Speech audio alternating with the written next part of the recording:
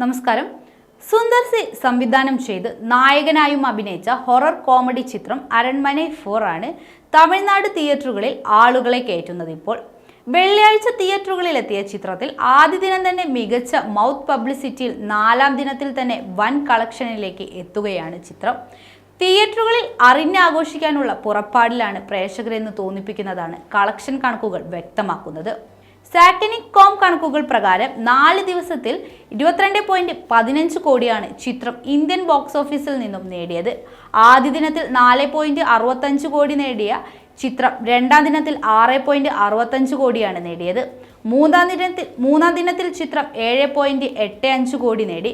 അതേസമയം തിങ്കളാഴ്ച ടെസ്റ്റിൽ ചിത്രം വിജയിച്ചുവെന്നാണ് 4-ാം ദിനത്തിലെ കളക്ഷനിലൂടെ മനസ്സിലാക്കുന്നത്.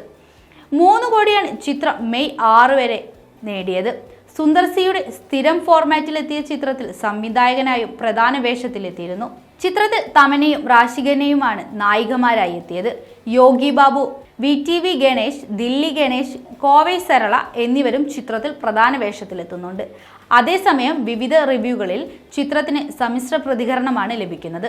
സുന്ദർ സിയുടെ അരൺമനെ 4 അധികം ലോജിക് ഇല്ലാതെ രസിപ്പിക്കാൻ ആഗ്രഹിക്കുന്ന ഓഡിയൻസിനുള്ളതാണെന്നാണ് ഹിന്ദുസ്ഥാൻ ടൈംസ് റിവ്യൂ പറയുന്നത്. സ്ഥിരം ലൈനിൽ തന്നെയാണ് സംവിധായകൻ കഥ അവതരിപ്പിച്ചിരിക്കുന്നത് എന്നാണ് റിവ്യൂകൾ വരുന്നത്. എന്നാൽ അതൊന്നും കളക്ഷനെ ബാധിച്ചില്ല എന്നാണ് കണക്കുകൾ ചൂണ്ടിക്കാട്ടുന്നത്.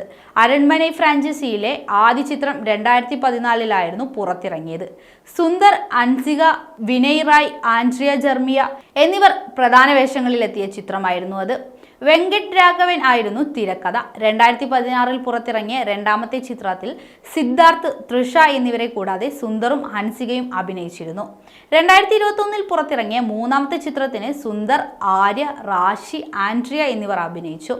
ഈ 4 ചിത്രങ്ങളും പരസ്പരം ബന്ധമുള്ളതല്ല എന്നതും ശ്രദ്ധേയമാണ്. അതേസമയം ബാന്ദ്ര എന്ന മലയാള സിനിമയാണ് തമനയുടേതായി ഏറ്റവും ഒടുവിൽ റിലീസ് ചെയ്തത്.